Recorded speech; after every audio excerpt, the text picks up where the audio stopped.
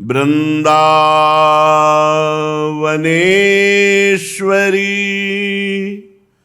तवैव पदारविंदम प्रेमामृतैकमकरंद रसौघपूर्णम्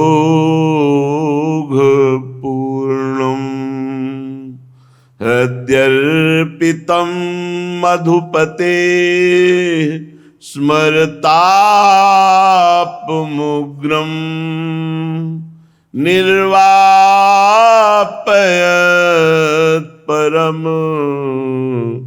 शीतलमाश्रयामि परम शीतल माश्रयामि।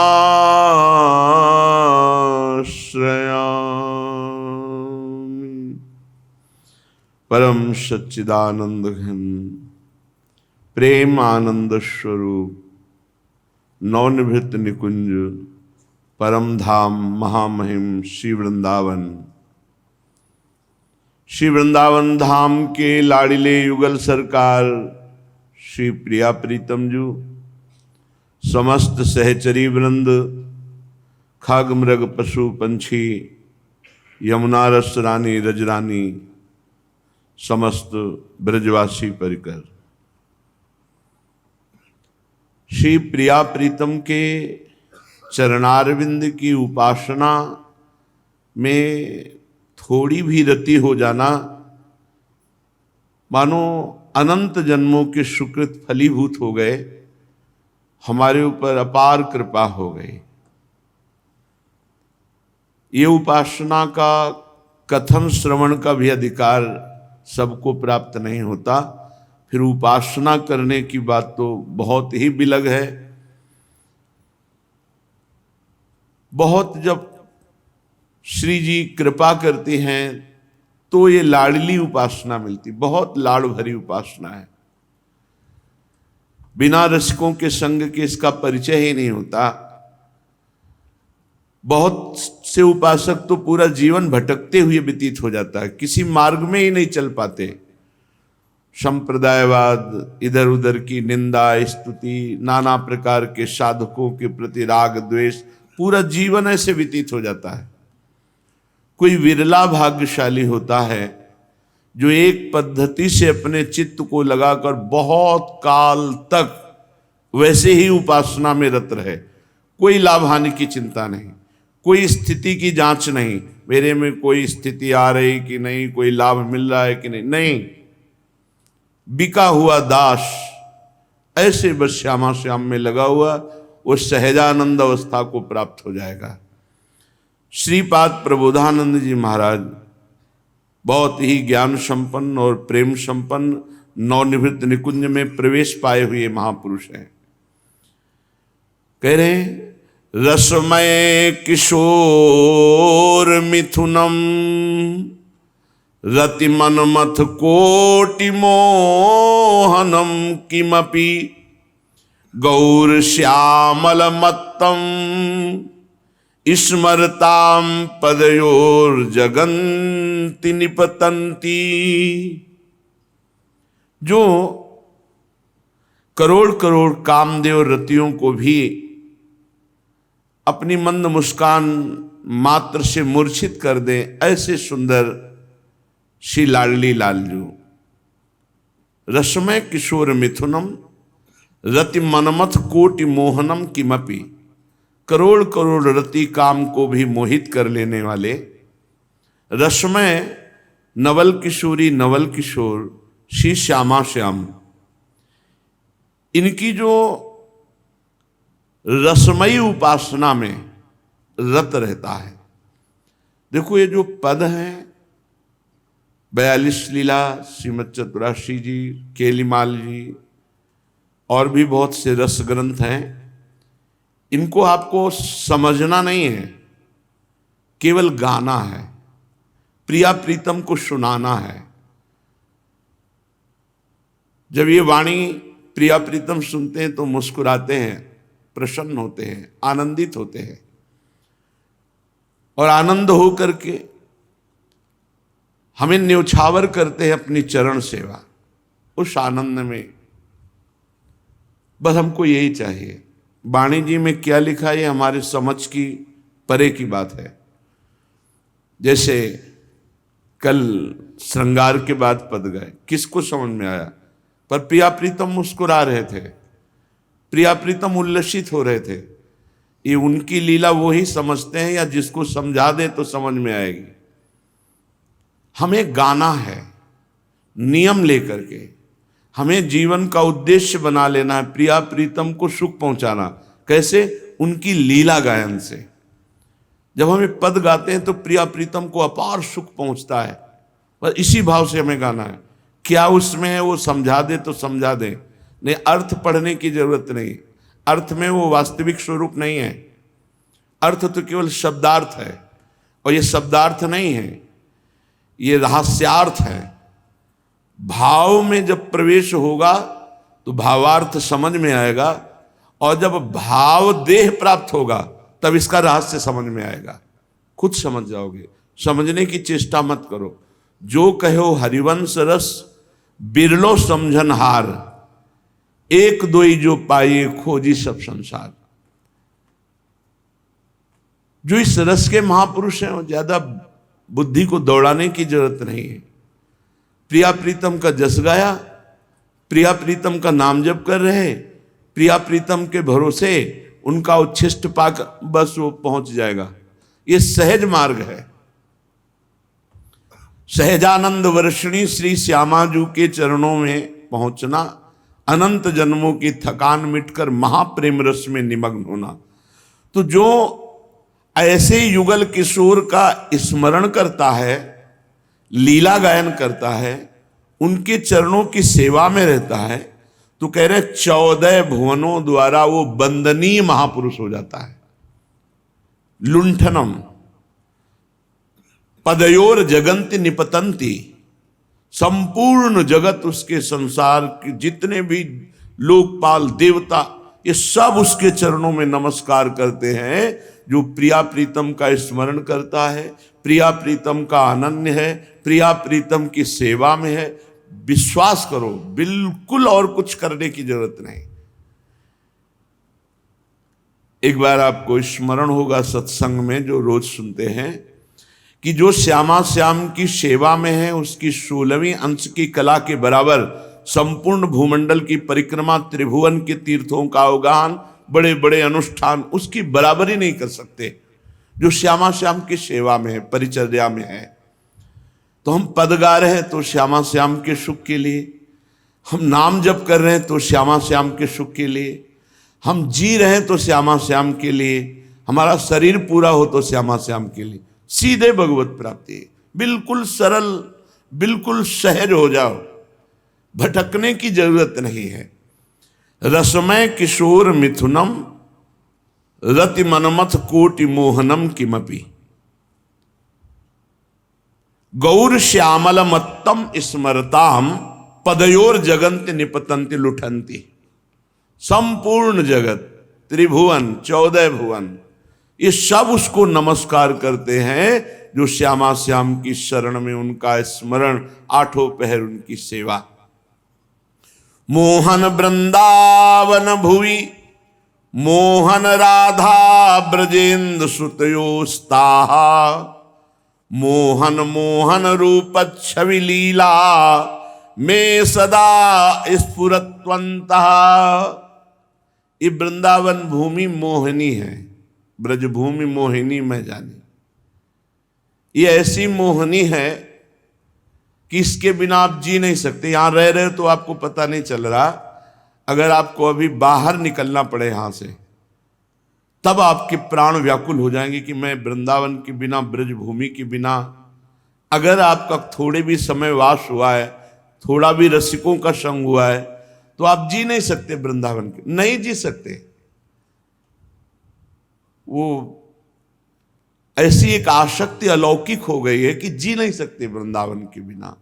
ब्रजभूमि तक तो सीमा है, ब्रजभूमि के बाहर वृंदावन का आशिक, प्रिया प्रीतम के चरणों का उपासक जिसने संपूर्ण जीवन समर्पित कर दिया है उसकी बात कह रहे, जो अपने कर्तव्यों का पालन कर रहे हैं, गृहस्थी में हैं, परिवार के भोग भी भोग रहे हैं, और ये भी कहीं आकांक्षा है कि भगवत प्राप्ति हो जाए, वो तो एक अलग बात हो गई।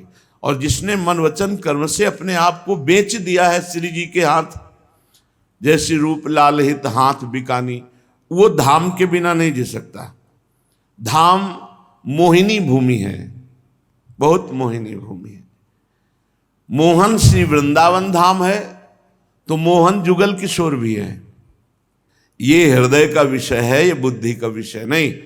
आन द्वार के मोहि न जानत, सेवक जी महाराज कहते हैं। बाहर तुम खड़े होकर महल के अंदर क्या हो रहा है ये नहीं जान सकते हो। पता नहीं कहां से कैसी आसक्ति हो गई। हमने सहजानंद में डूबे हुए महापुरुषों को देखा, कोई ज्यादा इधर उधर छल कपट चतुरता नहीं। प्यारी जो प्यारे जो सुबह से लेकर सायं तक उन्हीं में लगे, उन्हीं की जूठन खाए, उन्हीं को देख रहे हैं, उन्हीं में शयन कर रहे। बड़ी मस्ती का मार्ग है। पर ये जो संप्रदायवाद, इधर उधर की निंदा स्तुति राग, ये सब गंदगी दिमाग की। आचार्य जितने प्रकट हुए सब भगवान हैं और सब भावानुसार उन्हीं परम रस की प्राप्ति के लिए। आप जिस आचार्य पंथ में जुड़े हो उसी पंथ को पकड़ करके आप डूब जाओ प्रिया प्रीतम में। जब तक मोक्ष स्वरूप नहीं हुए हो तब तक इस रस का रसास्वादन नहीं। श्री जी के चरणों का आश्रय आप लीजिए, मोहनी वृत्ति वो डालेंगी। श्रीपाद प्रबोधानंद जी महाराज कह रहे, मोहन वृंदावन भूमि और मोहन राधा ब्रजेंद्र सुतयोस्ताह। अपने को क्या चिंता करना है, जब मनावे तब हमारा मन मोहित कर लेना। और जबरदस्ती मोहित कर लेते। जबरदस्ती तुम्हें कैसे बताए, जब हम कहें कैसे बताएं तो जान लेना हमारे पास शब्द नहीं है। इनका सुमनोहर रूप, इनकी कांति, इनका लीला, ये सदैव स्फुरित होता रहता है। एक होता है चिंतन करना और एक होता है स्फुरित होना। जब आप अपना अस्तित्व समर्पित कर देंगे तो स्फुरित होने लगेगा। उतना ही लेट है, उतना ही विलंब है, उतना ही बाधा है जितना आप अपना कुछ बचा के रख रहे हो। जहां आप सर्वस्व समर्पित किए तो सुमनोहर रूप, इनकी कांति, लीला, ये सब स्फुरित होने लगती सहज में, क्योंकि वो सहज कृपालु हैं। आपसे सच्ची कहते हैं, आप शास्त्र श्रवण कर रहे हैं, 10-10 हजार वर्ष हाथ उठाए खड़े मंत्र जप करे।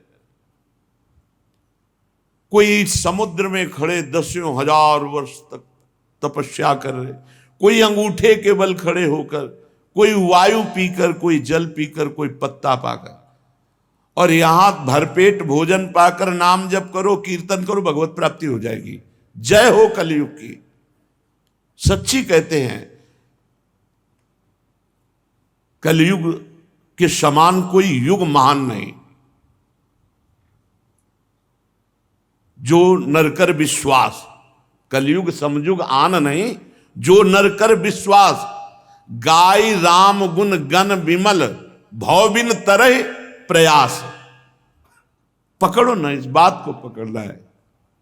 अगर आप करना चाहते हैं तो कठिन है, और यदि आप हरि गुरु आश्रित हो तो कठिन नहीं है, क्योंकि हमारा वृंदावन मोहन भूमि और वृंदावनेश्वरी और ब्रजेंद्र सुता मोहन, मोहन वृंदावन भूमि, मोहन राधा ब्रजेंद्र सुतयोस्ताह, मोहन मोहन रूप छवि लीला में सदा स्फुरत्यंतः। ये लिखा ही थोड़ी है। ये सब बोझ अपने ऊपर काहे को लादे हो। हमारी बात समझना, छोड़ दो सब भार उनके ऊपर। व्यास दास प्रगट बखानत, डारी भार पे भार। ये मस्त रहो। ये मोहन, इनकी भूमि मोहन, इनकी लीला मोहन, तो कब मोह हो गए। तुम्हें जब मन आवे तब मोहित कर लेना, हम बिल्कुल तैयार खड़े हैं आपके लिए। बस मस्त रहो, काहे को चिंता करते हो। अब वो बोले पता नहीं दुर्गति होगी कि सदगति होगी, तो हित ध्रुव जो विश्वास है तब ही सुधरे बात, ना तरु माया पंथ में फिरे जो टक्कर खात। आपसे सच्ची कहते जितना विश्वास बढ़ाते चले जाओगे उतना ही महान हो जाओगे।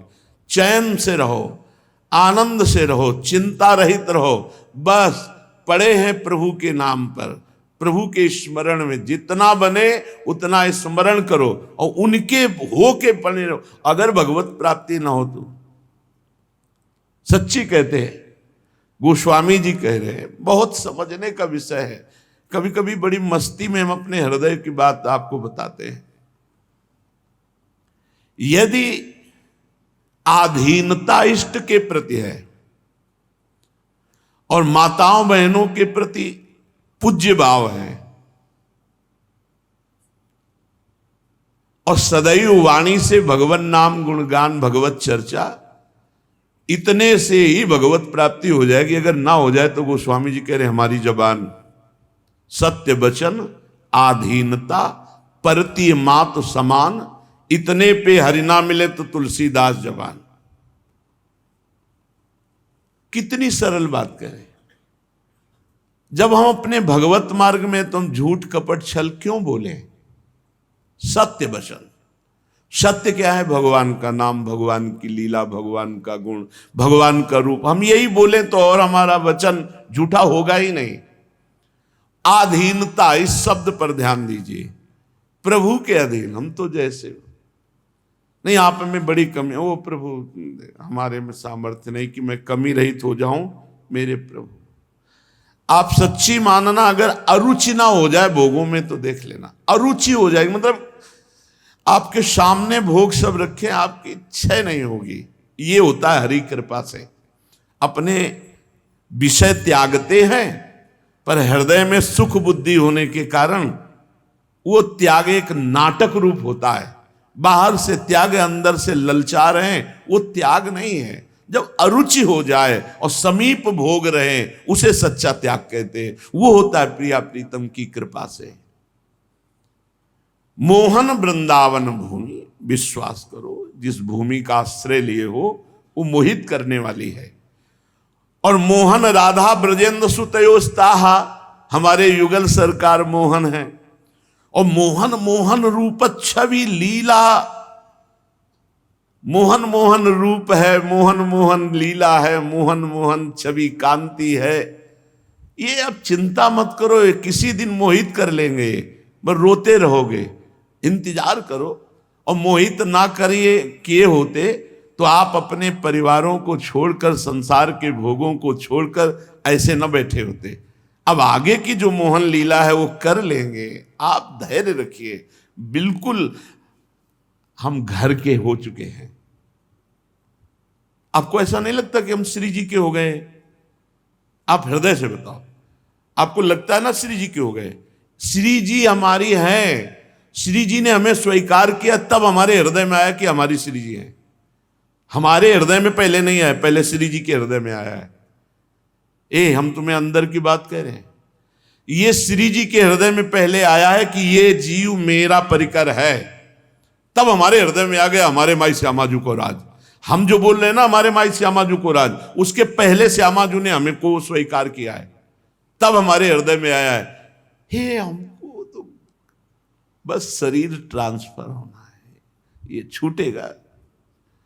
अगर आपको सहचरी भाव की प्राप्ति जीते जी नहीं हुई है तो विश्वास करो, वृंदावन धाम, प्रिया प्रीतम का शरणागत मंत्र, प्रिया प्रीतम का जो निकुंज का बीज मंत्र, निज मंत्र और गुरु चरणों का आश्रय, ये पहुंचा देगा, पहुंचा देगा। बिल्कुल मस्त एकदम ऐसे रहो कि हमारा काम हो गया है। अगर आपके अंदर ये बात चलने लगी कि हमारा तो काम हो गया है, तो वहां से पास हो चुका है आपका। और जो आपके मन में ये कटिंग आवे बार बार कि हम तो ऐसे हैं, हम ऐसे कैसे, हम ऐसे हैं, हम कैसे हैं, इससे हमें कोई लेना देना नहीं। हम किनके हैं हर समय हमें ये सोचना है। ये हम आपको वो बात बता रहे हैं जो फाइनल की है। हमारे श्री जी के दरबार में ये नहीं देखा जाता ये कौन है, कैसा है। बस आपने स्वीकृति जो की तो वो वहां से स्वीकृति हुई, ऊपर से स्वीकृति हुई। ये जीव मेरा तो हमारे हृदय में आने लगा युगल सरकार मेरे, प्रियाजू मेरे, इसी से हम पहुंच। देखो इस समय देखो, आप अपने हृदय में देखो, पता नहीं आपके हृदय में ऐसा आ रहा है कि नहीं। आपको ऐसा नहीं लग रहा कि मैं श्री जी का हूं? लग रहा है कि नहीं लग रहा है? अगर नहीं लग रहा है तो आज से शुरू कर दो ये बात अंदर लाना, मैं श्री जी का हूं। यार लग तो रहा होगा श्री जी के है, लग क्या रहा है? वो तो बैठा ही है पूरा दिमाग में, नहीं बैठा है, मैं श्री जी का हूं। बस इतनी बात आपको निकुंज पहुंचा देगी। हमारी बात मान लो, मैं श्री जी का हूं, मेरा जीवन श्री जी का, थोक में पूरा जीवन श्री जी का है। बस ये हम बहुत चिंतन की हुई बात, बहुत आंतरिक बात कहते हो, है बिल्कुल सरल। इतने श्री जी की प्राप्ति, इतने में ही श्री जी की प्राप्ति होती है, इतने से ही श्री जी की प्राप्ति होती है। और तो सब यहां तक पहुंचने के लिए है। जिस दिन उपासक के हृदय में ठसक आ जाती है, मैं प्रभु का, मैं श्री जी के, अपने को तो लगता है कि हम श्री जी के हैं, हमारा अस्तित्व ही नहीं रह गया श्री जी के सिवा। बाहर जब चतुर संप्रदाय के सब संत बाहर आए तो वो कह रहे थे ये राधा रानी के हैं, ये राधा रानी के हैं, ये राधा किशोरी के हैं। तो जब लौट के हमको साधक बताया कि क्यों ऐसे, तो और जो छाती है ना वो चौड़ी हुई, सब हाँ कहावत सब कहत। अब तो और बात बन गई, संत जन कहते हैं राधा रानी के हैं। अभी तक तो हम ही कह रहे हैं कि हम राधा रानी के, और सब कह रहे हैं राधा रानी के हैं। बस अब हमारी छाती छोड़ी, अब आप जानो हम आपके हैं, इतने में ही विश्राम है। हम आपसे सच्ची कहते हैं, कई बार सत्संग में हितधाम से लेकर यहां तक चर्चा जो रोज सुनते हैं, ये हमारी आखिरी बात है। और तो सब चर्चा होती रहेगी, हृदय की आखिरी बात है कि बस हमारी श्री जी, हम कैसे हैं हमें किसी से लेना देना। तुमसे प्रमाण की जरूरत नहीं, तुमसे प्रमाण की जरूरत है। तुम प्रमाण दे दो कि बहुत अच्छे हैं और श्री जी स्वीकार ना करे तो नरक ही जाएंगे, और तुम कहो ये नारकी पुरुष है और लाडली जो स्वीकार कर लिए तो निकुंज जाएंगे। तुम्हारे कहले से थोड़ी होगा, वो तो हमारी श्री जी से होगा। हमारी श्री जी, हमारी प्रिया जू, हमारी लाडली जू। आश्चर्य नो वया श्री रूप विलासम निकुंज वीथिषु गौर श्यामल धाम द्वयमति मधुरम मम स्फुरतु। ये निकुंज बिहारिणी जू और बिहारी जू, ये बड़े रूप विलास में फंसा लेने वाले हैं। बड़ा सुंदर रूप, बड़ा सुंदर। ये गौर श्याम युगल किशोर मेरे हृदय को खींच लिए हैं। श्रीपाद कर स्फुरत होकर के खींच लिए, ये खींच लेंगे। तुम धैर्य पूर्वक बैठे रहो, यहां तपस्या या साधना के द्वारा रहें, यहां अधीनता के द्वारा, आश्रय के द्वारा, बस अधीन होकर के, अधीन होकर होए अधीन संग ही संग डोले। ये हमारी अधीनता है। हम नाम जप कर रहे हैं, हम लीला गायन कर रहे हैं, हम सेवा में हैं, या हम पढ़े हैं अपनी स्वामिनी जी में पढ़े हैं, स्वामिनी जी के भरोसे जो अनन्य भाव से श्यामा श्याम के चरणों का आश्रय ले लिया। फिर हम बार बार वही सुना रहे हैं, बिगड़ी जन्म अनेक की अब ही सुधरे यार। ऐसे गोस्वामी जी ने नहीं बोल दिया, अनेक जन्म की बिगड़ी हुई अभी बन जाए, केवल प्रभु के हो जाओ। ये हमारी दुर्दशा जो हुई है, ये प्रभु से विलग होने के कारण हुई।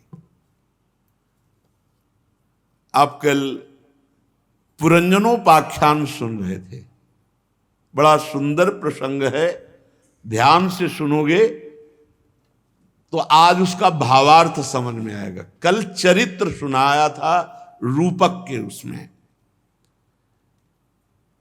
राजा प्राचीन बरही, इन्हीं के प्रचेतागण पुत्र हैं। ये यज्ञ में सदैव, तो देवर्षि नारद जी ने उस यज्ञ भोक्ता भगवान के प्रति अनन्य भक्ति नहीं तो सब व्यर्थ जीवन है। कहा देखो तुम जिन पशुओं की बलि दिए वो सब आकाश में तुम्हारे शरीर छूटने का इंतजार कर रहे हैं, सब तुम्हें दंड देंगे। तब ये पुरंजनोपाख्यान सुनाया प्राचीन बर्ही को, देवर्षि नारद जी ने।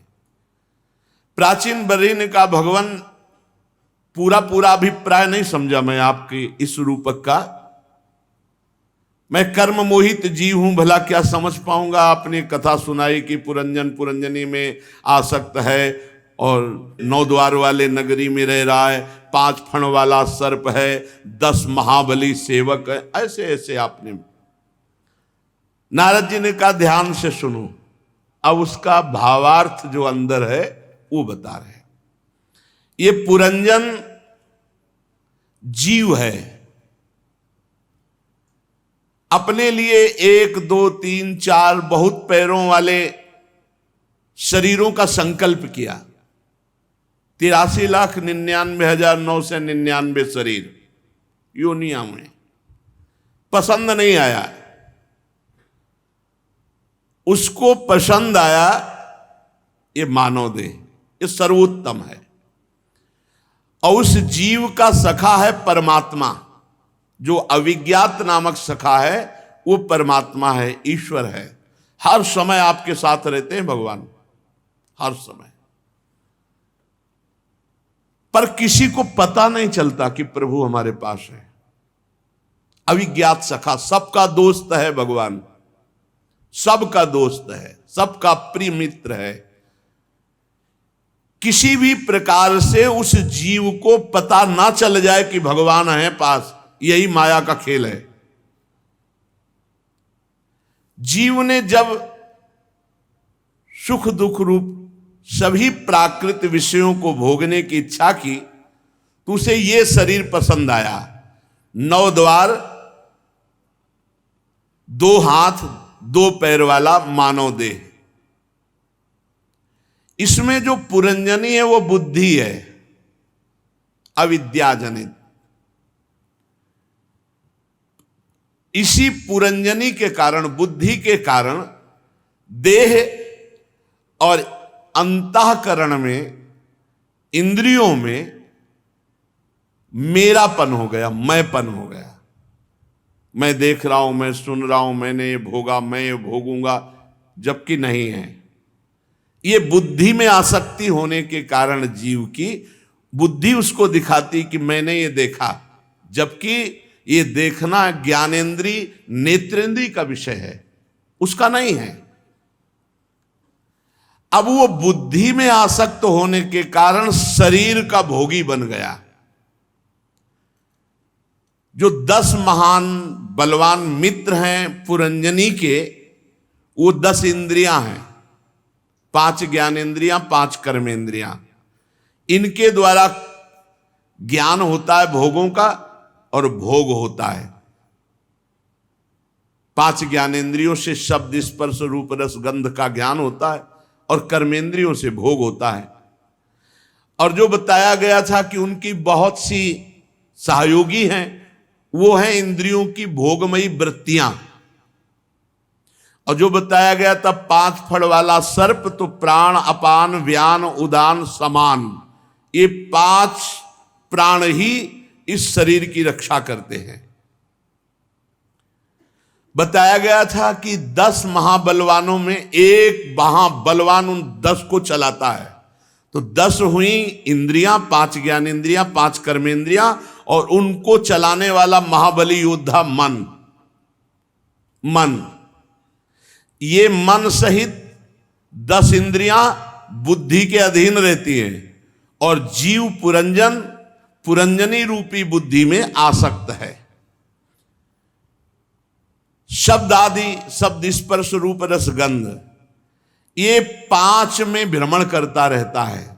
जीव इन्हीं में बुद्धि में अधीन होने के कारण बुद्धि मन को, 5 ज्ञानेंद्रियों को, 5 कर्मेंद्रियों को भोगों में ही लगाए रहती है। अगर बुद्धि ठीक हो जाए, बुद्धि पवित्र हो जाए, ज्ञानमयी हो जाए, तो अभी होश आ जाए जीव को कि मैं कहां भूला हुआ पूरा जीवन बर्बाद कर दिया। गोस्वामी तुलसीदास जी ने बड़ी सरलता से इस बात को बताया। जीव जब ते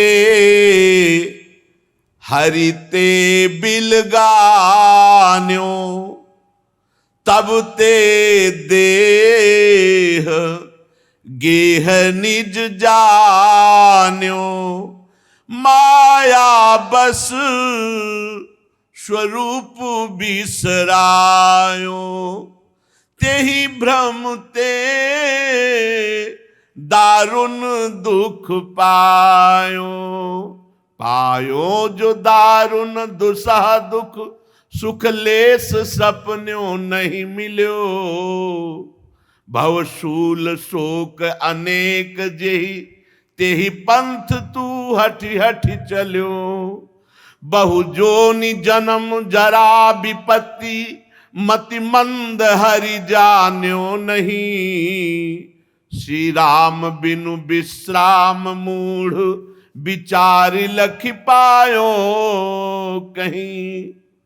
ये जीव जब से भगवान को भूला तो शरीर में आसक्त हो गया, और जब से शरीर में आसक्त हुआ तो माया ने इसे फंसा लिया।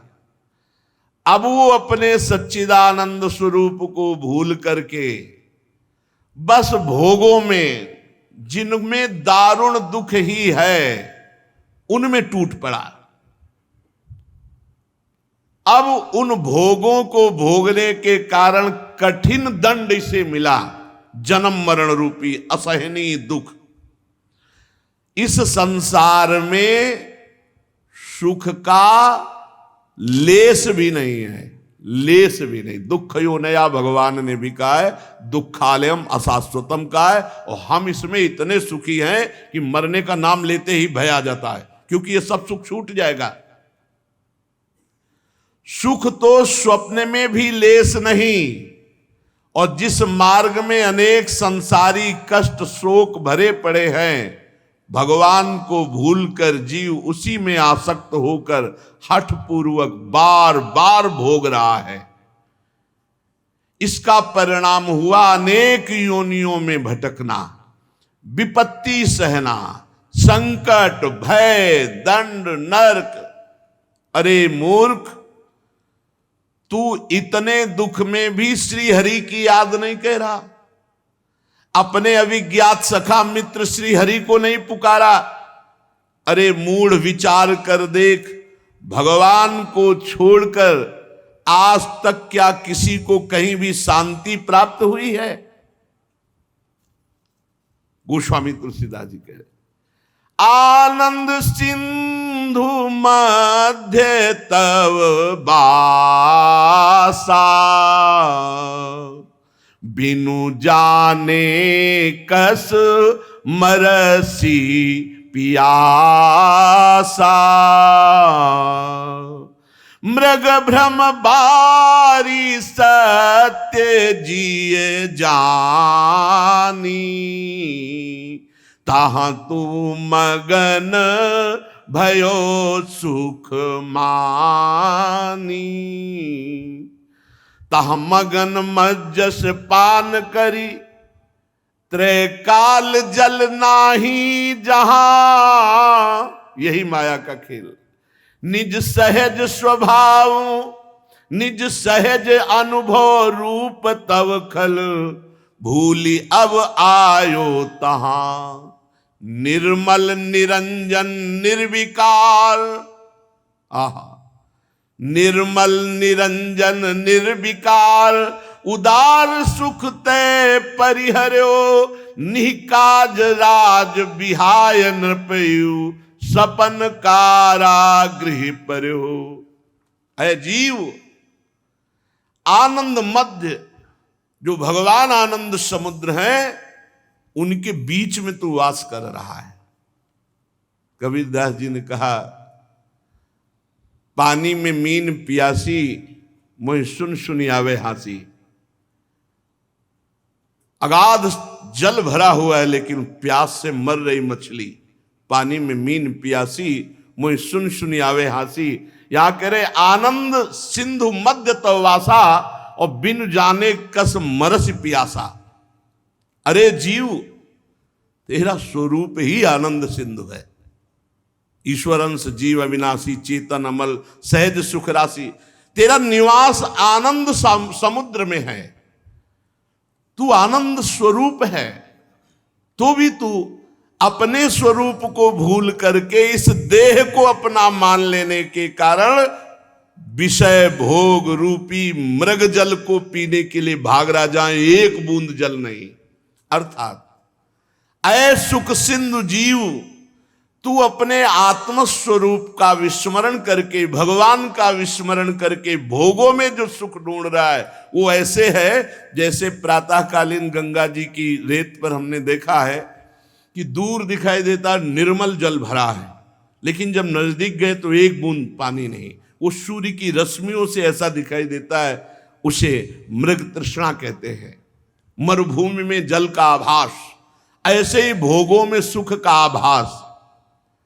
तू विषय भोग रूपी मृग जल को सच्चा जानकर उसी में सुख समझकर मगन हो रहा है। तुझे ऐसा लग रहा है मैं सुखी हो रहा हूं, लेकिन 3 काल में भी कभी कहीं तुझे सुख नहीं मिल सकता। 3 लोकों में और तीनों कालों में ना तुझे सुख मिला है, ना तुझे सुख मिलेगा, और ना तुझ सुख भोग रहा है। केवल भ्रम में ऐसे है जैसे स्वप्न में ऐसा लगे कि मैंने बहुत खाया पिया, बड़ा सुख हो, जगे तो कुछ नहीं। अरे दुष्ट, तू अभी अपना सुधार कर ले। तू जो अपने स्वरूप को भूलकर देह भाव में आकर पाप कर्म कर रहा है, तेरी बड़ी दुर्गति होगी। तू अपने निर्मल निरंजन स्वरूप को भूल गया। निर्मल, ईश्वर अंश जीव अविनाशी चेतन अमल, अमल माने निर्मल, कहीं कोई मल ना पहले छुआ था, ना अब है, ना आगे होगा। तूने मल को पकड़ रखा है, मल रूप देह है। तू अपने स्वरूप को भूल करके जो निर्मल है, विशुद्ध है, अविनाशी है, विकार रहित है, व्यर्थ में तो दुख में फंस गया। जैसे कोई राजा स्वप्न में देखे कि मेरा राजपाट छिन गया और मैं कैद खाने में पड़ा हूं और व्यर्थ में दुख भोग रहा है। अगर जग जाए तो पता चले वो स्वतंत्र राजा है। वो सपने में भी राजा है, पर उसने देख लिया सब राज्य छिन गया और मैं कैद में पड़ा हूं। ऐसे ही मोहवश तू अपने संकल्प से वंचित हो गया। आपका जो स्वरूप है वो सहज सुख राशि आनंद समुद्र, तूने संकल्प भोगों का किया, संकल्प गलत आचरणों का किया, शरीर भाव से कर्ता भोक्ता बन गया। इसलिए तेरी वो दुर्दशा है जैसे कोई चक्रवर्ती राजा स्वप्न में देखे कि मेरा राज्य छिन गया और मैं कैद खाने में हूं। अब उसे जो दुख भोगना पड़ रहा है वो बिना जगे दूर नहीं हो सकता, वो दुख दूर नहीं हो सकता। कोई उपाय कर लो, उसको अगर सुखी करना है तो जगना पड़ेगा। ऐसे ही तू जाग, तू शरीर नहीं है, इन भोगों में सुख नहीं है, तू परमात्म स्वरूप है। ये जानने के लिए सच्चिदानंद स्वरूप भगवान का भजन कर। ऐ जीव, यदि तू भजन नहीं करेगा तो जैसे स्वप्न में वो बंधन को प्राप्त राजा दुख प्राप्त, ऐसे तू सदैव दुखी होता रहेगा। तै निज कर्म डोरी दृढ़ कीन्ही, अपने करनी गाठी गही दीन्ही। ताते पर बस पर्यो अभागे, ताफल गर्भ बास दुख आगे। आगे अनेक समूह संसृत, उदरगत जान्यो सो। सिर हेठ ऊपर चरण, संकट बात नहीं पूछे को। शोणित पुरीस जो मूत्र मल, कृमि कर्दमाव्रत सोवई। कोमल शरीर गंभीर वेदन, शीश धुनि धुनि रोवई। गोस्वामी जी कह रहे हैं ऐ आनंद समुद्र, तू अपने स्वरूप को भूलकर ऐसे कर्म कर लिए, ऐसी कर्म रूपी मजबूत जंजीर में अपने को बांध लिया और अज्ञान से वो गांठ पक्की कर ली कि मैं स्त्री हूं, मैं पुरुष हूं, मैंने ये किया, मैं ये करूंगा। अब अभागे इसका परिणाम तू जानता है, तुझे परतंत्र होकर फिर गर्भ में जाना पड़ेगा। और उस गर्भ में जो दुख होता है तुझे याद नहीं है। संसार में जितने क्लेश समूह हैं उन सब का मूल है मां के गर्भ का दुख। सिर नीचे पैर ऊपर कुंडलाकार, ऐसे रक्त मल मूत्र विष्ठा कीड़े की तरह उन्हीं के बीच में, और कोमल शरीर में भारी वेदना, कुंडलाकार ऐसे। अब उस समय भारी वेदना में, गर्भ में, दुख में कौन तुझे बचाएगा? तूने अपने ऐसे कर्म किए, ऐसी जंजीर बांध ली, अविद्या से, अज्ञान से ऐसा पक्का कर लिया कि अब तुझे गर्भ में जाना पड़ेगा, भोगना पड़ेगा। और जब कर्म जाल में तू बंध करके गर्भ में दुख पा रहा, तो सोच उस समय भी भगवान श्री हरि ने तेरा साथ नहीं छोड़ा। गर्भ में प्रभु ने तुम्हारा पालन पोषण किया और गर्भ में ही भगवान ने तुम्हें अपना ज्ञान दिया। जब हरि ने तुम्हें गर्भ में ज्ञान दिया तब तुम्हें अनेक जन्मों की बात याद आई और तू कहने लगा कि हे प्रभु, इस दुस्तर त्रिगुणमयी माया से मैं पार कर हो जाऊंगा, एक बार मुझे इस गर्भ से निकालो, मैं जीवन भर आपका भजन करूंगा। लेकिन गर्भ काल में भगवान से जो वादा किया, यहां फिर जन्मा। आपने ये प्रण किया है सबने, एक बार मुझे इस दुख में गर्भ से माता के निकाल दो, हे प्रभु मैं आपका भजन करूंगा। गोस्वामी जी कह रहे, पुनि बहुविधि गला निजी मानी, अब जग जाई भजो चक्र पानी। जी में तूने बहुत ग्लानि की, अनेक जन्मों की याद आई, अब ऐसा कर्म नहीं करूंगा, एक बार भगवान मुझे गर्भ से बाहर निकालो, हे सुदर्शन चक्रधारी मैं आपका भजन करूंगा। ऐसे ही करी विचार चुप साधी, प्रसव पवन पेरो अपराधी। ऐसा कहकर चुप ही हुआ कि भगवान की प्रेरणा से प्रसव वायु ने माता के गर्भ से बाहर कर दिया। पेरो जो परम प्रचंड मारुत, कष्ट नाना तय सहो, सुज्ञान ध्यान विराग अनुभव, जातना पावक दहो। जे ही प्रसूति वायु ने प्रेरणा की, बाहर बालक निकला, वो सब भूल गया भगवान का दिया हुआ ज्ञान, भगवान की अनेक जन्मों की जो स्मृति दी हुई थी वो सब भूल गई। अति खेद व्याकुल अलप बल, छिन एक बोली न आवई, तब तीव्र कष्ट न जान को, सब लोग हर्षित गावई। गा रहे बजा रहे बालक हुआ और ये नहीं जान रहे, वो बालक जो ज्ञान ध्यान उसका था वो विस्मृत हो गया, इसलिए वो रो रहा है, कोई उसके रोने का अर्थ नहीं जानता। अब फिर वही दशा शुरू हुई। बाल दशा जेते दुख पाए, अति असीम नहीं जाहि गनाए।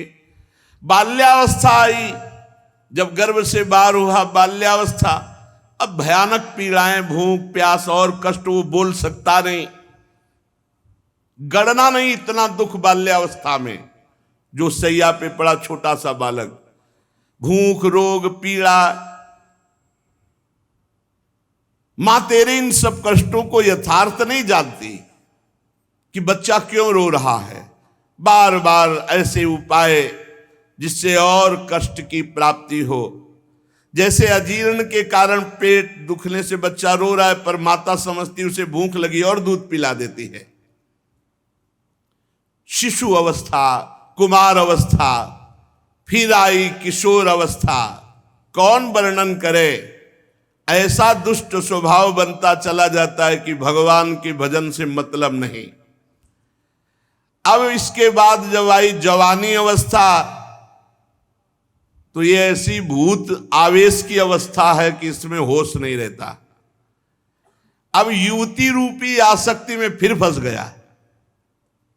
महान अज्ञान मद में मतवाला अहंकारी जवानी के नशे में धर्म मर्यादा का उल्लंघन करके गर्भवास का कष्ट, बचपन बाल्यावस्था का कष्ट सब भूल करके फिर ऐसे कर्म करने लगा जिससे फिर दुर्गति होगी। वो आया था ये वचन दे के भगवान को कि एक बार मानो देह में मुझे मां के गर्भ से बाहर करो, मैं निरंतर भजन करके अपने को मुक्त कर लूंगा।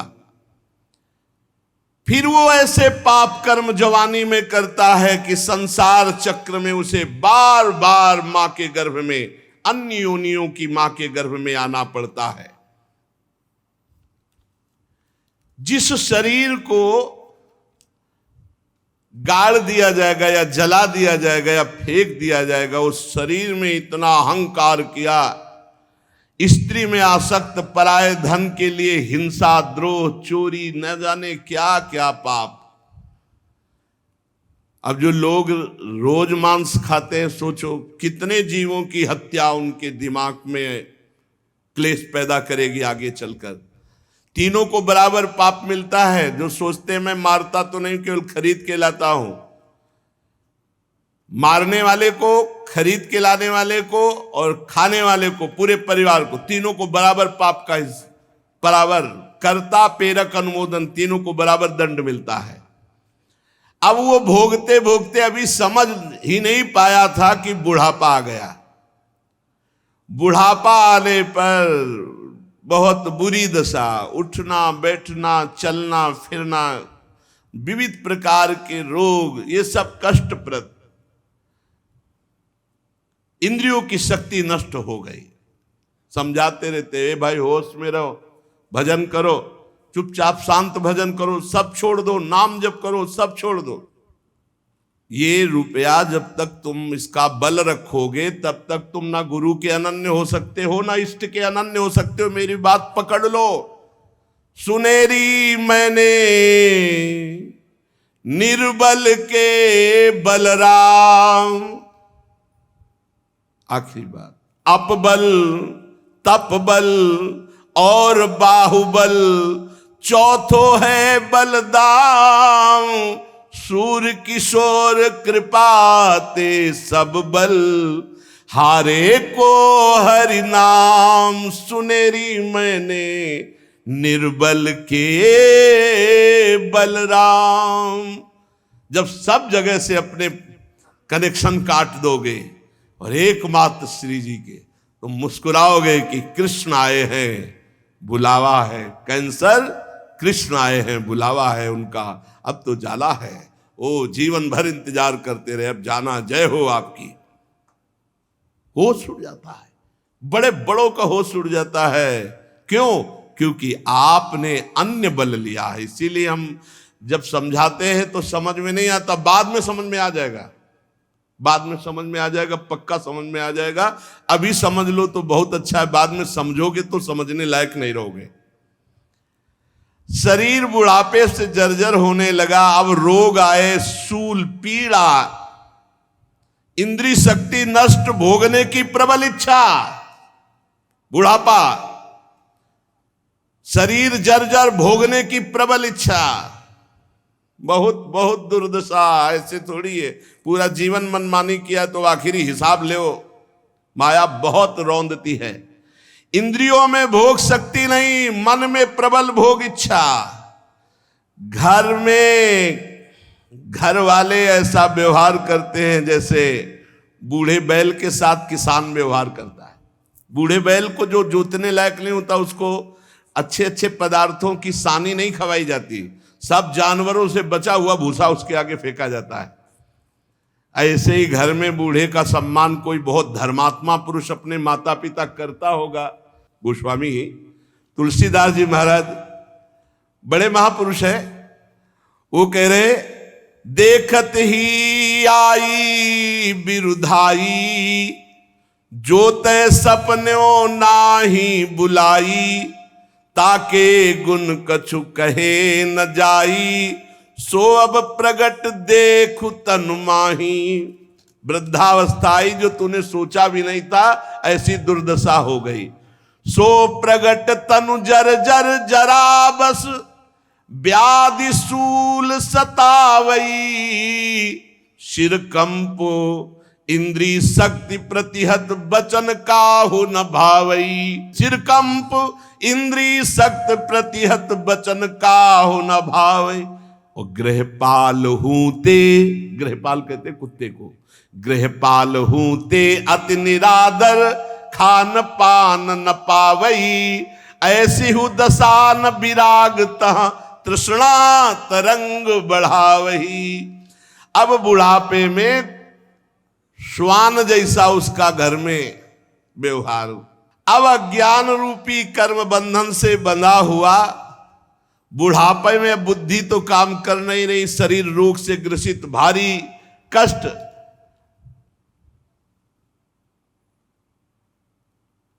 अब फिर वही दुर्दशा आई मृत्यु वाली, भयानक कष्ट, भयानक पीड़ा, भारी तृष्णा, कामनाओं का जाल बिछा हुआ दिमाग में। एक जन्म, ऐसे करोड़ों असंख्यों अनंतों जन्म तेरे व्यतीत हो गए। पिंडज अंडज स्वेदज उद्भिद 84 लाख योनियों के चक्र में तो घूमता रहा। अरे अब तो अज्ञान छोड़ दे और भगवान श्री हरि का भजन कर ले। वे दुस्तर भवसागर के लिए जहाज रूप हैं। वो देवादिदेव भगवान श्री हरि अपने शरणागत को दुख में नहीं जाने देते। बड़े उदार, बड़े अपार करुणा वरुणालय मायापति हैं, प्राणनाथ हैं, मुक्ति को प्रदान करने वाले हैं। भगवान की भक्ति परम सुख देने वाली, तीनों तापों का नाश करने वाली, शोक हरने वाली, भय हरने वाली। परंतु ये भक्ति बिना संत कृपा के नहीं मिलती। गोस्वामी जी कह रहे रघुपति भगति सुलभ सुखकारी,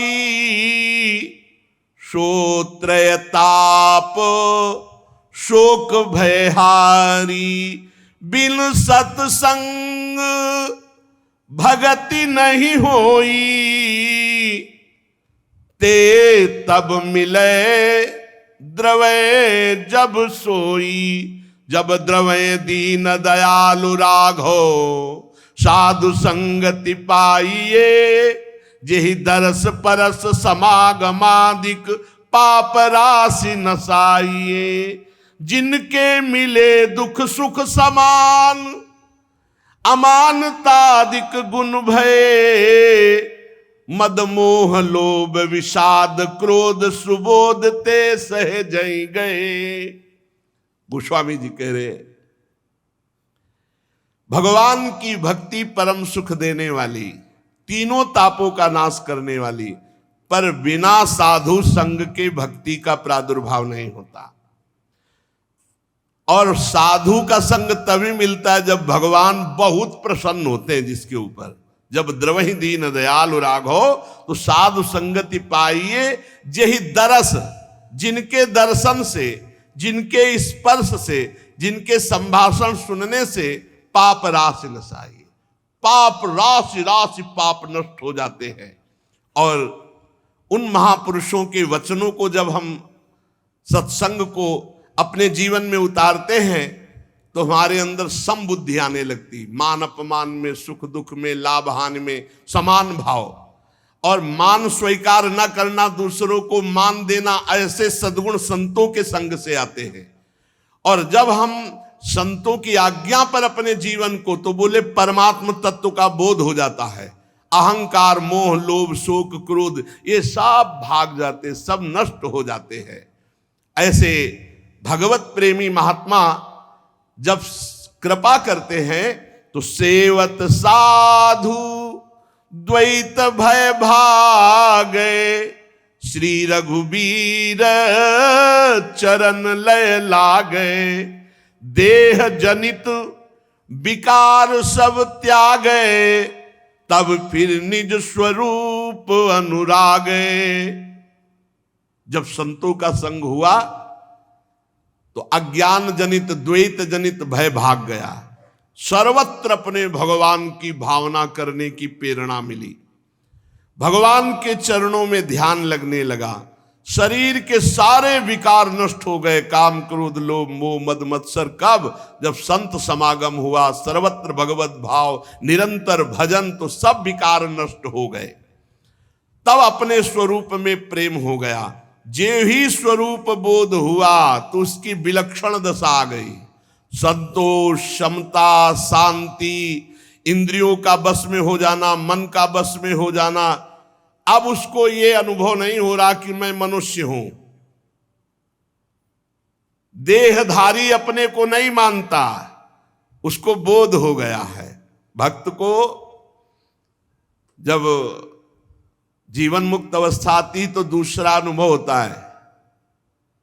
क्या अनुभव होता है? वो देख रहा मुझसे बुलाया जा रहा है, देख रहा है कि यंत्रवत कठपुतली की तरह कराया जा रहा है। मैं नहीं करता हूं, ना मैं बोलता हूं, ना मैं भोगता हूं, ना मैं देखता हूं, ना मैं सुनता हूं। सुनते हुए, देखते हुए, भोगते हुए, करते हुए भी वो देख रहा है कि परमात्मा केवल कर रहा है। और ज्ञानी अपने स्वरूप में स्थित होकर त्रिगुणमयी माया के द्वारा हो रहा है, ऐसा देखता है। दोनों की स्थिति में थोड़ा सा विचार, वो परमात्मा स्वरूप में कि सब प्रभु कर रहे हैं, और वो ये देख रहा गुणानुगुण वर्तन्ते मनुष्या पार्थ सर्वसा। अब ऐसी स्थिति उस महान को प्राप्त हुई भजन के प्रभाव से कि तीनों लोकों को वो पावन कर सकता है। मम भक्ति युक्तो भुवनम पुनात्। पर भाई, इस मार्ग पर जो मन लगाता है वही स्थिति प्राप्त करता है। जो भगवान के मार्ग में चलता है तो जितने सिद्ध महापुरुष हैं उसकी सहायता करते हैं, ये पक्का समझ लेना। आप प्रयास कीजिए भगवत प्राप्ति के लिए, आपको आगे से आगे सहायता मिलती चली जाएगी। भगवत प्रेमी महात्मा जो सिद्ध अव्यक्त हैं वो आपके से मिलने लगेंगे और आपको उपाय बताने लगेंगे। जो संतों ने, शास्त्र ने मार्ग दिखाया है, उसी पर चलने से तुझे सुख की प्राप्ति होगी। जो भोगों की आशा का त्याग कर देता है,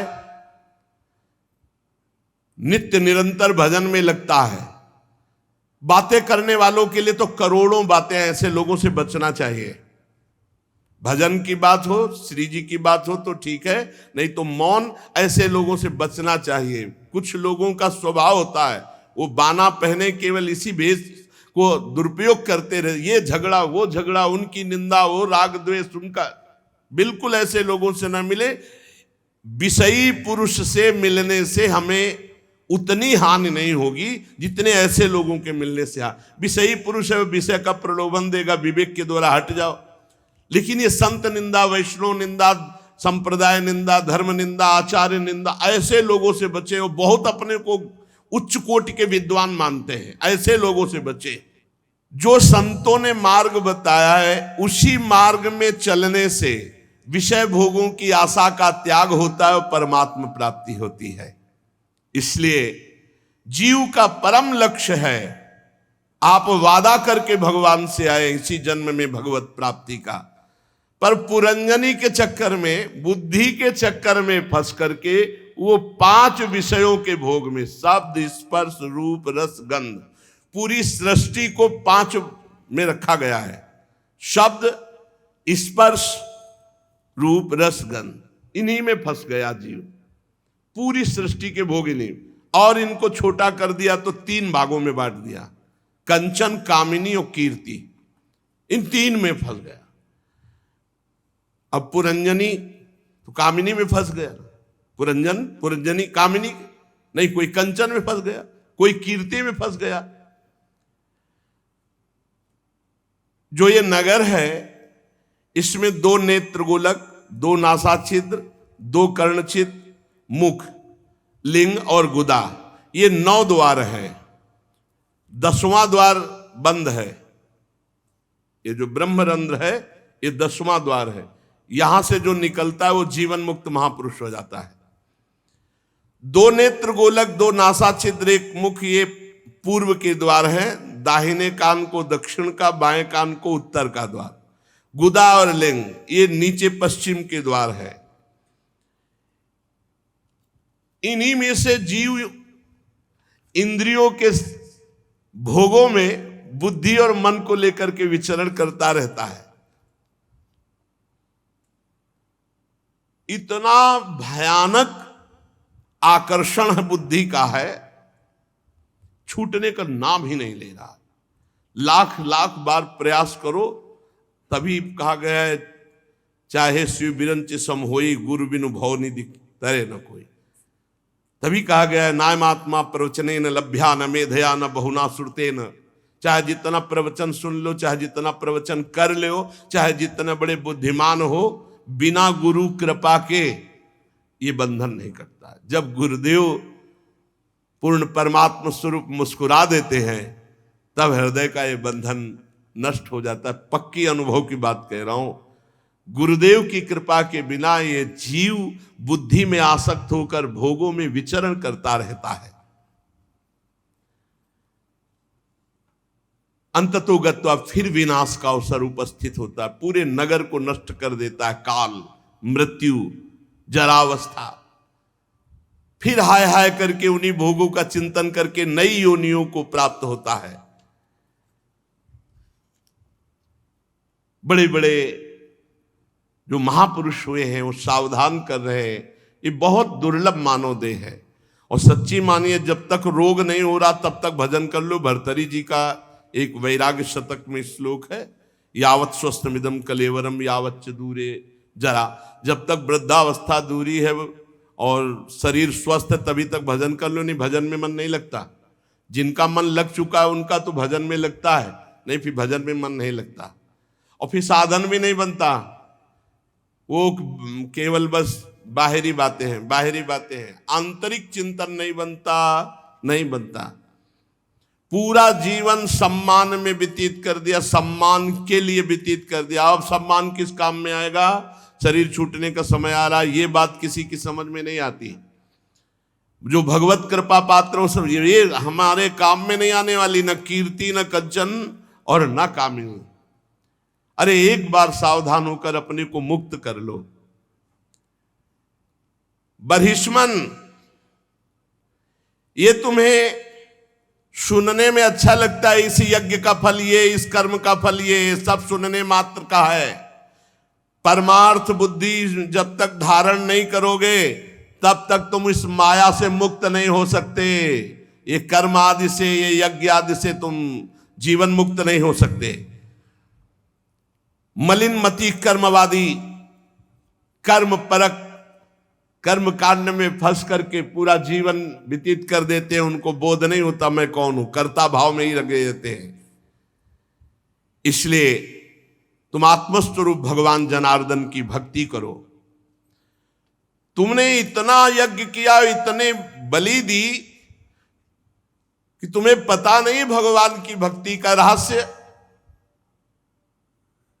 ये किसी काम में यज्ञ आने वाले नहीं। यज्ञ क्या, स्वर्ग आदि भोगो फिर मृत्यु लोग, तो देवर्षि नारद जी करे किसी काम में आने वाली नहीं। एक अच्छा स्वप्न देखा स्वर्ग का, बस वो स्वप्न ही है। वास्तव में कर्म वही है जिससे भगवान की प्राप्ति की जाए, विद्या वही है जिससे भगवान में चित्त जोड़ा जाए। संपूर्ण देहधारी का एक ही कर्तव्य है, इसी जन्म में भगवत प्राप्ति करना। नारद जी कहते हैं, पुरुष श्रेष्ठ, यहां तक जो हमने कहा वो तुम्हारे प्रश्न का उत्तर है। अब मैं एक भली भांति निश्चित किया हुआ गुप्त साधन बताता हूं। देखो, ध्यान से सुनो। एक बहुत सुंदर बगीचा है, उस बगीचे में अपनी हिरनियों के साथ एक हिरन हरी हरी घास चुनते हुए बड़ा मस्त हो रहा है। दूब के छोटे छोटे अंकुर चुनता है और आसपास हिरनियों को देखता है, उसे बहुत अच्छा लगता है। लेकिन महाराज, एक वृक्ष की आड़ में व्याध ने उन हिरन और हिरनियों पर पूरा निशाना लगा रखा है, और उस बेचारे को पता नहीं वो हिरनियों के बीच में मस्त होकर दूब चुन रहा है। महाराज, थोड़ा विचार करोगे उस हिरन की दशा पर, जो अपनी हिरनियों के साथ हरी हरी दूब चर रहा है, भौरे गुंजार कर रहे हैं, ऐसी सुंदर वाटिका है और निशाने पे व्याध लिए हुए है, अब बस बाण छूटने वाला है। महाराज ने कहा कि मैं समझ नहीं पाया कि आप क्या कहना चाहते हैं। बोले, वो हिरन तुम हो और ये पुष्प वाटिका तुम्हारा राज्य है और हिरनियां तुम्हारी रानी है और विषय भोगी हरी घास है और काल तुम पर निशाना लगाए हुए है। ये जो तुम यज्ञ आदि में अपना समय लगाकर भगवान से विमुख होकर खूब भोगों के भोगने में मगन हो, और ये जो भौरों का गुंजार है, सूत मागत बंदी जन जो तुम्हारा यश गा रहे हैं, ये भी किसी काम में आने वाला नहीं। काल शिकार में लिए हुए सबको बस बाण संधान की जरूरत है। तुम वो मृग हो जो अपने आप को भूले हुए हो और काल के शिकार में आ चुके हो। श्रवणेंदी लगाए हुए हो, सूत मागत बंदी जन तुम्हारा यश गाते हैं, उसके अहंकार में हो कि महाराजा आप तो ऐसे, आप तो ऐसे। अंतर्मुखी हो और भगवान श्री हरि की आराधना करो। ये कामी पुरुष जहां नहीं पहुंच सकते, वहां भगवान का नाम जप करने वाला जाता है। श्री हरि को प्रसन्न करो और विरक्त हो जाओ इन यज्ञों से भी और परिवार से भी और भोगों से भी। राजा प्राचीन बरही ने कहा, भगवान कृपा कृपा कृपा, मेरे तो ज्ञान चक्षु खुल गए आपके उपदेश से, इसीलिए सत्संग के समान न तुम मर्तलोक के सुख को, न देवलोक के सुख को और न मोक्ष के सुख को। तात स्वर्ग अपवर्ग सुख धरी तुलाए कंग, तुलनताय सकल मिली जो सुख लव सत्संग। थोड़ी देर देवर्षि नारद जी का सत्संग हुआ। राजा प्राचीन बर्री कहने लगे, कृपा कृपा कृपा, जो आपने उपदेश दिया मेरे ज्ञान चक्षु खुल गए। अभी तक मैं जिनको अपना उपदेशक गुरु मानता रहा, इन आचार्यों को भी निश्चित परम तत्व का ज्ञान नहीं है। ये मुझे कर्म में ही लगाए हुए थे। यदि इनको ये ज्ञान होता तो आज तक मुझे क्यों उपदेश नहीं दे देते। मुझे तो बड़ा संशय खड़ा हो गया था कि यही जीवन का परम लक्ष्य है, पर आज साधु समागम ने एक क्षण में सारे संशय काट दिए। ये वेदवादी जगह जगह ऐसे कर्मों की प्रशंसा करते हैं कि इस शरीर को छोड़कर स्वर्ग जाकर ऐसी अप्सरा, ऐसा विमान, ऐसा ऐसा, इसी में मन फंस जाता है। किंतु आप जैसे महापुरुषों का एक क्षण का संग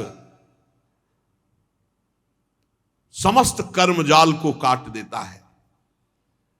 नारद जी ने कहा, राजन,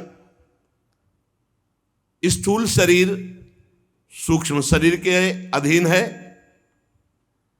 और स्थूल सूक्ष्म दोनों मिलकर कर्म करते हैं। स्थूल शरीर यहीं छूट जाता है और जीवात्मा को सूक्ष्म शरीर के साथ जाकर भोगना पड़ता है। मरने के बाद भी सूक्ष्म शरीर रहता है, परलोक में उसे दुख या सुख भोगना पड़ता है। इसलिए जीवित अवस्था में शरीर का अभिमान त्याग कर दो। यही खास समस्या है, शरीर खास समस्या है। मन के द्वारा जीव जिन जिन को ये कहता जाता है कि ये मेरे हैं, ये मैं हूं, ये मेरे हैं, उसी में फंसता जाता है। जबान से भी नहीं कहना, मन से भी नहीं सोचना ये मेरे हैं। यही बात तो समझानी है। गृहस्थी में नाथ सकल संपदा तुम्हारी, मैं सेवक समेत सुत नारी। सब कुछ आपका प्रभु, मैं सेवक हूं आपका। ये चमत्कार माया का है। अगर एक बार बोल दिया मैं आपके बिना जी नहीं सकता, तो आपकी हालत ऐसी हो जाएगी कि आप उसके बिना जी नहीं सकते, चाहे वो विषय हो, चाहे वो वस्तु हो, चाहे वो व्यक्ति हो, चाहे स्थान हो। बहुत चमत्कार है माया का, भूल से नहीं बोलना। अगर बोल दिया कि मैं आपके बिना जी नहीं सकता, तो स्थिति आपकी जागृत हो जाएगी, मैं आपके बिना जी नहीं सकता, पक्का, मैं आपको बहुत प्यार करता हूं। झूठ से बोलते रहो और सच्ची में आपकी स्थिति हो जाएगी कि आप उससे हट नहीं सकते। बहुत जबान से भी नहीं, मन से भी नहीं। नारद जी कह रहे हैं, जीव मन के द्वारा जिन स्त्री पुत्रादि को ये कहता है ये मेरे हैं, वो उसी में फंस जाता है। फिर उनके लिए किए हुए पाप पुण्य आदि कर्मों को वो ऊपर जाकर अकेला भोगता है, कोई साथ नहीं होता। फिर उसको कर्मों के भोग जो शेष बचते हैं उसे फिर जन्म लेना पड़ता है। ज्ञानेन्द्री, कर्मेंद्री और चित्त की दशा, ये बूढ़े अवस्था में अनुमान हो जाता है कि इसका जन्म किस योनि में होगा। विद्वान जो भगवत अनुरागी, भगवत मार्ग, वो देख के बता सकता है अगला जन्म इसका किस योनि का होगा। ज्ञानेन्द्री, कर्मेंद्री और चित्त की चेष्टा, ज्ञानेन्द्री कर्मेंद्री दो बाह्य चेष्टाओं से और चित्त की दशा से पता चल जाएगा, जब वाणी से बोलेगा कि इसका जन्म किस योनि में होगा। देवर्षि नारद जी कह रहे ये अनुमान किया जा सकता है। चित्त की वृत्ति ही आगे के जन्म को, और अगर चित्त की वृत्ति ही गायब हो गई, भगवदाकार हो गई, तो खत्म हो गया जन्म। जैसे कहते हैं अब हमारा जन्म नहीं हो, तो उसको पता है क्योंकि वो देख रहा है, अंदर से आ जाता है। जैसे हम भोजन पा के तरफ हुए तो अंदर से आता है ना, अब हमारा काम हो गया, अब हमें भोजन नहीं चाहिए। ऐसे ही अब कृत्य भयो में अंदर से आ जाता है, अब हमारा जन्म नहीं होगा।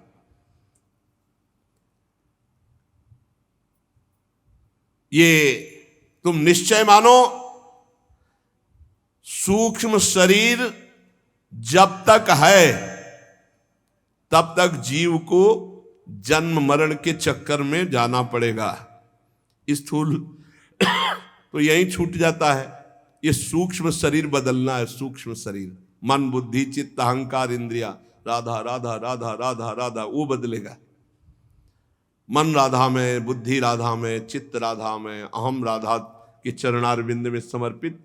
और ज्ञानी दृष्टा भाव साक्षी भाव को सिद्ध करके वो अपने स्वरूप में स्थित हो जाता है इनका। तो ये संकल्प विकल्प रहित होकर अंतःकरण लय हो जाता है, रहता ही नहीं।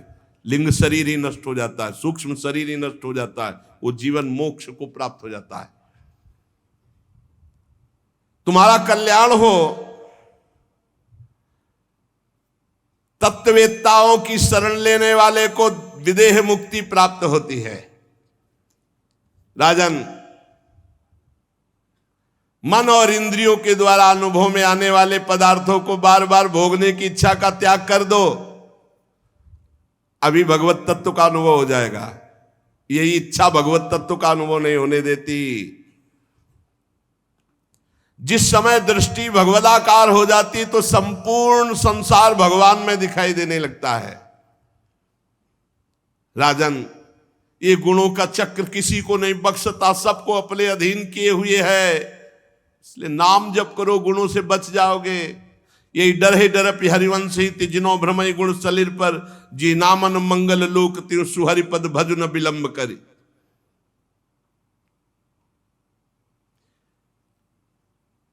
पंच तन्मात्राओं से बना हुआ 16 तत्वों के रूप में विकसित ये त्रिगुण में लिंग शरीर,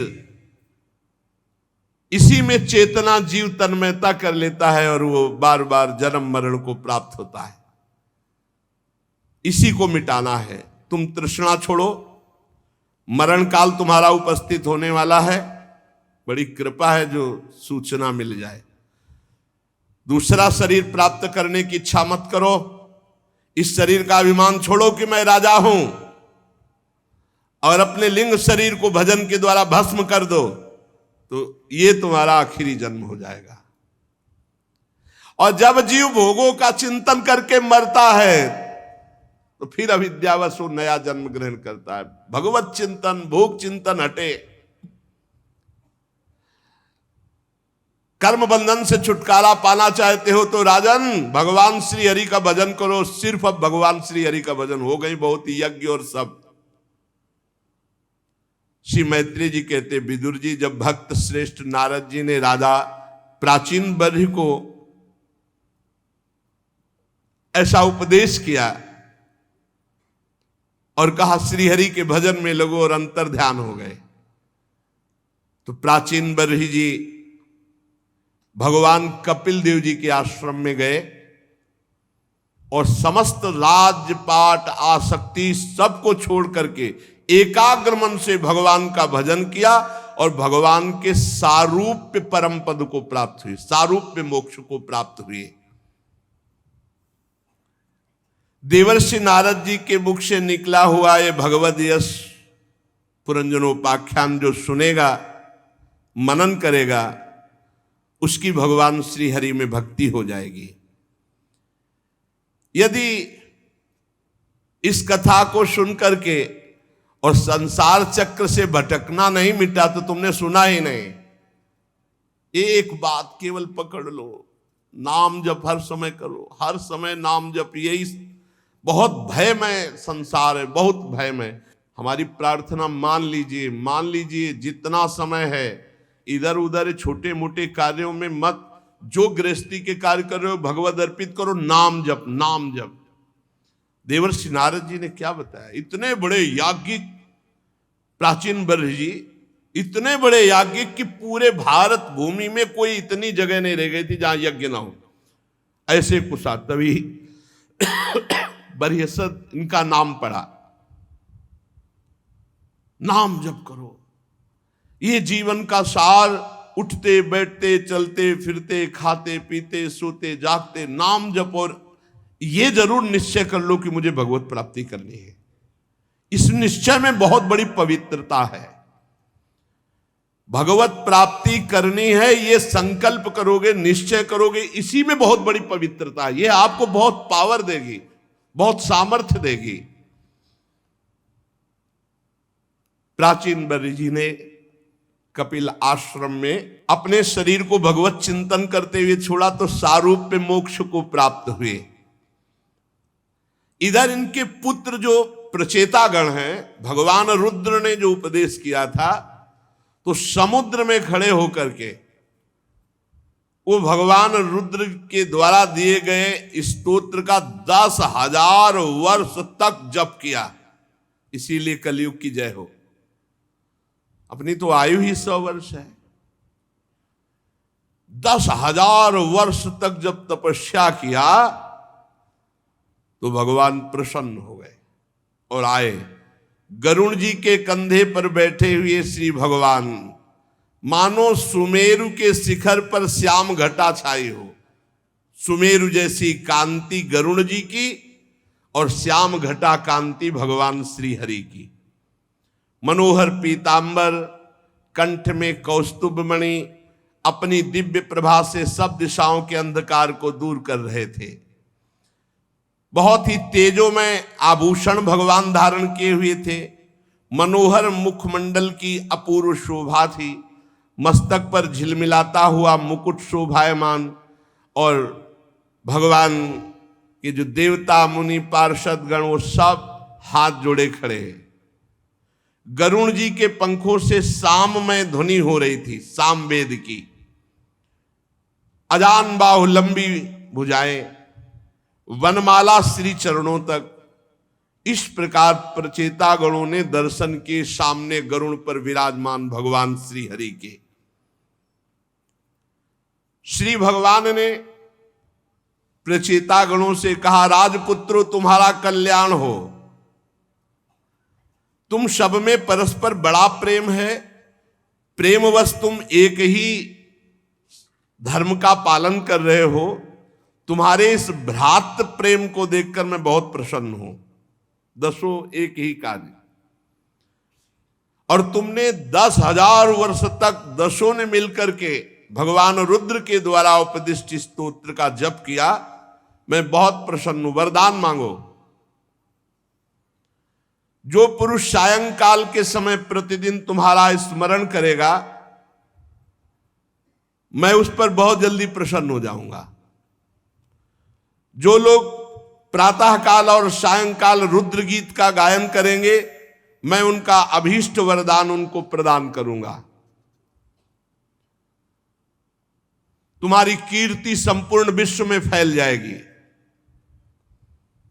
तुम्हारे एक बड़ा ही विख्यात पुत्र होगा, जो ब्रह्मा जी से किसी भी तरह कम नहीं होगा और अपनी संतानों से तीनों लोकों को पूर्ण कर देगा।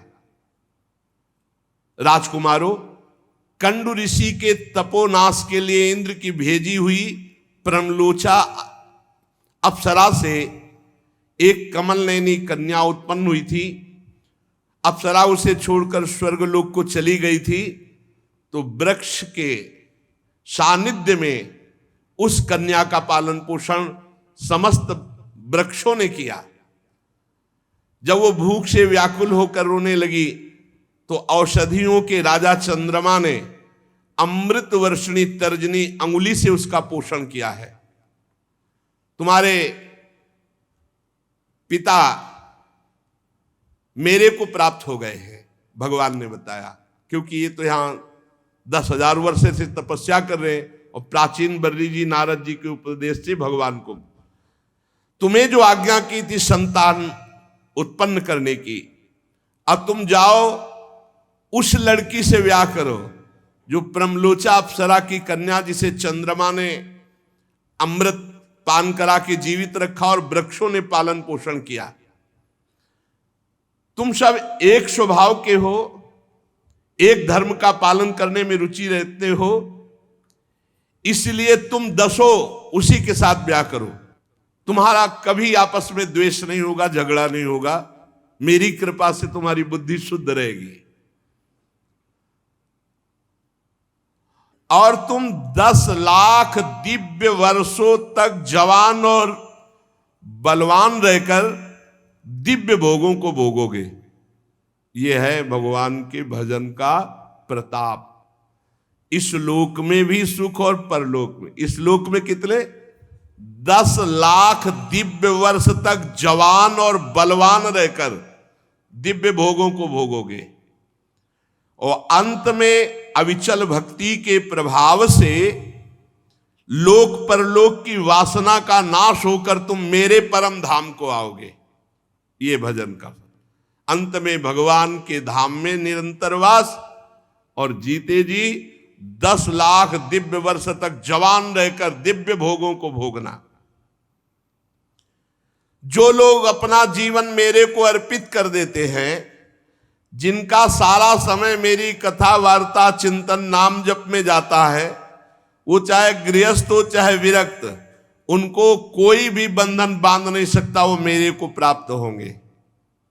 फिर ध्यान से सुन लो, जिन लोगों ने अपने जीवन को मेरे को अर्पित कर दिया है, जो नित्य प्रति मेरी कथा वार्ता में मेरे नाम जप में है, वो चाहे गृहस्थ हो चाहे विरक्त हो, उनको कोई बंधन नहीं बांध सकता, वो मेरे को प्राप्त होंगे।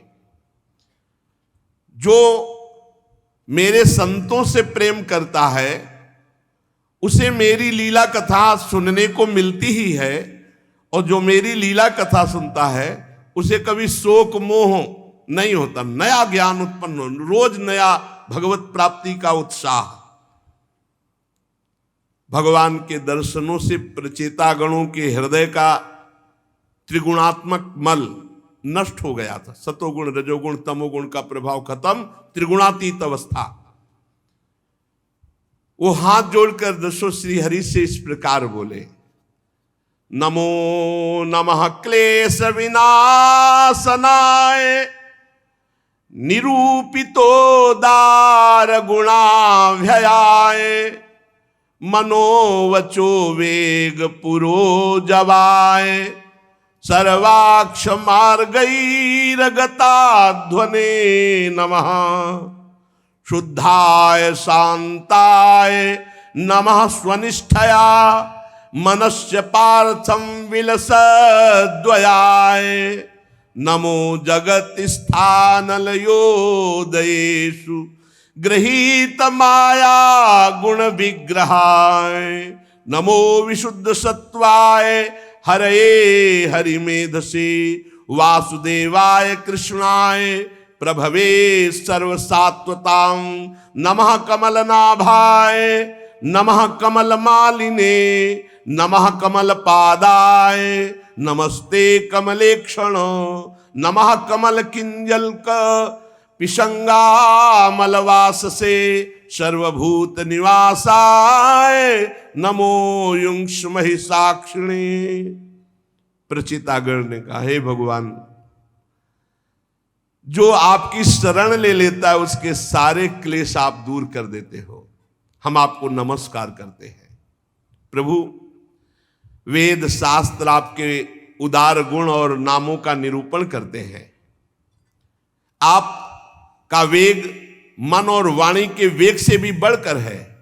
आपका स्वरूप सभी इंद्रियों की गति से परे है। हे हरि, हम आपको बार बार नमस्कार करते हैं। आप अपने स्वरूप में स्थित रहने के कारण नित्य शुद्ध और शांत हैं। मन रूप निमित्त के कारण हमें आपसे ये मिथ्या द्वैत भास रहा है। अगर ये मन रूप लय हो जाए तो द्वैत खत्म हो जाए। वास्तव में जगत की उत्पत्ति स्थिति लय के लिए आप माया के गुणों को स्वीकार करके ब्रह्मा विष्णु महादेव रूप धारण करते हैं। हम आपको नमस्कार करते हैं। आप विशुद्ध सत्व स्वरूप है, आपको नमस्कार करते हैं। आपका जिसको ज्ञान हो गया वो संसार बंधन से मुक्त हो गया। हे महाभागवतों के प्राण प्रिय वसुदेव नंदन भगवान श्री कृष्ण, मैं आपको नमस्कार करता हूं। आपकी नाभि से ब्रह्मांड रूप कमल प्रकट हुआ। आप कंठ में कमल कुसुमों की माला धारण करते हैं। आपके चरण कमल के समान कोमल हैं और आपके नयन भी अरविंदाक्ष। इसलिए हे कमल नयन, हम आपको नमस्कार करते हैं। आप कमल कुसुम के केसर के समान स्वच्छ पीतांबर धारण किए हुए समस्त भूतों के आश्रय स्थान सबके साक्षी हैं। हे भगवान, हम आपको नमस्कार करते हैं। प्रभु, हम पर बड़ी कृपा हुई कि आप प्रकट हो गए। अमंगलहारी मंगल भवन प्रभु, दीनों पर दया करना समर्थ पुरुषों की ऐसी कृपामयी वृत्ति होती है। और जो दीन जन एक बार आपको पुकार कर कह दे कि प्रभु मैं आपका, तो आप स्वीकार कर लेते कि ये हमारा है और आप उसका सतत स्मरण करते हैं। एक बार जो प्रभु से कोई कह दे कि हे प्रभु मैं आपका, तो प्रभु ये स्वीकार कर लेते हैं कि ये हमारा है और प्रभु उसका सतत स्मरण करते हैं। इसी से जो आज चर्चा की, आश्रित जनों का चित्त शांत और आनंद में रहता है। फिर हम रुक गए। सुनो फिर वही बात। प्रभु आपकी दीन जनों पर बड़ी कृपा है। आप समर्थ, आपको एक बार जो कह दे कि हे प्रभु मैं आपका, तो आप उसको ये स्वीकार कर लेते हैं कि ये हमारा है और इस प्रकार सतत उसका स्मरण करते हैं। इसीलिए आश्रित जन आनंद में रहते हैं, उनका चित्त शांत रहता है। कोई चिंतन नहीं बनता कि हमारा कल्याण कैसे होगा, हमारा हो गया कल्याण, हम तो श्री जी के हैं। आप तो क्षुद्र से क्षुद्र प्राणियों के भी अंतःकरण में अंतर्यामी रूप से विराजमान है। फिर जो आपकी उपासना करते हैं आप उनसे दूर कदापि नहीं। प्रभु हमारे पास है, हर समय है, बस नाम जप करो, अनुभव में आने लगेंगे। हे जगदीश्वर, आप मोक्ष मार्ग दिखाने वाले और स्वयं पुरुषार्थ स्वरूप है। पुरुषार्थ स्वरूप है। भगवान ही परमार्थ का पुरुषार्थ बन करके साधक से साधना कराते हैं। ये जब अनुभव हो जाएगा तो अहंकार नहीं रहेगा। आप मोक्ष मार्ग दिखाने वाले हैं वो आप ही परमार्थ रूप पुरुषार्थ कराने वाले हैं। आप ही परमार्थ स्वरूप है, आप ही पुरुषार्थ स्वरूप है। यही तो आनंद का विषय है। अब हम कर नहीं रहे, अब हमसे कराया जा रहा है। आप हम पर प्रसन्न होइए, और आप प्रसन्न हैं, इससे बड़ा हमें वरदान और कोई नहीं चाहिए। पर स्वामी की आज्ञा है कि वरदान मांगो, तो नाथ हम एक वर आपसे अवश्य मांगते हैं। आप प्रकृति आदि से परे हैं और आपकी विभूतियों का कोई अंत नहीं, इसलिए आपका एक नाम अनंत कहा जाता है। जैसे भ्रमर को अनायास कल्प वृक्ष मिल जाए तो क्या वो किसी दूसरे वृक्ष का सेवन करेगा क्या? वैसे ही हमें आपकी चरण शरण मिल गई। अब हम क्या मांगे? हम तो यही मांगते हैं कि जब जब हमारा जन्म हो कर्म के अनुसार, तब तब आपके भगवत अनुराग में रंगे हुए जो प्रेमी संत जन, इनका संग मिले। प्रचेतागण ने क्या मांगा? कहा कि वैसे प्रभु आपसे मांगना क्या, पर हम आपसे केवल यही मांगते हैं कि कर्मानुसार संसार में हमारा जब जब जन्म हो, तब तब आपके प्रेमी भक्तों का संग मुझे मिले। यावत्ते मायया स्पृष्टा भ्रमाम इहि कर्म भी, तावत भवत प्रसंगानां संघास्यान्नो भवे भवे। तुलयाम लवे नापि न स्वर्गम न पुनर्भवम, भगवत संग संगस्य मर्त्यानां किमुताशिषः। प्रभु मेरा जब जब जन्म हो इस संसार में, तब तब भगवत भक्तों के बीच में हो, भगवत भक्तों का संग प्राप्त हो। हम तो भगवत भक्तों के क्षण भर के संग के सामने स्वर्ग और मोक्ष को भी कुछ नहीं समझते, फिर मानवीय भोगों की तो बात ही क्या। भगवत भक्तों के समाज में सर्वदा हे भगवान आपकी मधुर मधुर कथाएं होती रहती हैं, सिद्धांत की बातें होती रहती हैं, जिनके श्रवण मात्र से भोग तृष्णा शांत हो जाती है। प्राणियों में किसी भी प्रकार का बैर विरोध उद्वेग नहीं रह जाता जो रोज सत्संग सुनता है। अच्छे अच्छे कथा प्रसंगों द्वारा निष्काम भाव से सन्यासियों के एकमात्र आश्रय साक्षात श्री हरि आपका बार बार गुणगान होता रहता है। आपके भक्तजन तीर्थों को पवित्र करने के उद्देश्य से विचरते हैं। देखो, तीर्थ भक्तों की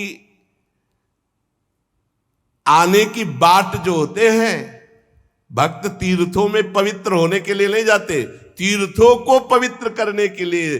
तेसाम विचरताम पदभ्याम तीर्थानां पावनेच्छया, भीतस्य किम न रोचेत तावकानां समागमः, वयं तु साक्षात् भगवन् भवस्य प्रियस्य सख्युः क्षण संगमेन, सुदिश्चिकित्सस्य भवस्य मृत्युर्विषक्तमं त्वाद्य गतिं गताः स्म। आपके जो भक्तजन हैं तीर्थों को पवित्र करने के उद्देश्य से पृथ्वी पर विचरते हैं। ऐसे भक्तों का समागम संसार भय का नाश करके भोगों में अरुचि पैदा कर देता है।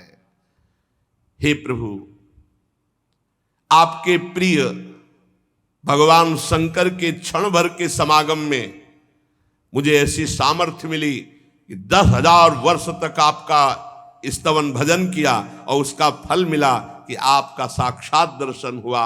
आज मैं जन्म मरण रूप दुस्साध्य रोग से मुक्त हो गया, क्योंकि आप मिल गए।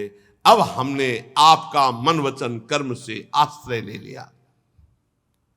जीवन का परम लाभ ये निश्चय कर लो कि मुझे भगवत प्राप्ति करनी, और मन वचन कर्म से भगवान का आश्रय लेकर नाम जप करो। जो भगवान से ऐसे बोला कि मैं आपका, तो भगवान स्वीकार करके प्रतिपल उसका चिंतन करते हैं, उसका मंगल कर देते हैं। रोज कथा सुनने से नवीन नवीन बातें मिलती हैं, जिससे हमारा मन उत्साहित होकर भगवत मार्ग में लग जाता है। और यही अनेक जन्मों के पुण्यों का फल समझ लीजिए कि हमारा मन प्रभु में लगने लगे, हमारा जीवन भागवतिक हो जाए, हम अध्यात्म मार्ग के पथिक बने। शेष चर्चा आगे। श्री राधा वल्लभ लाल की जय।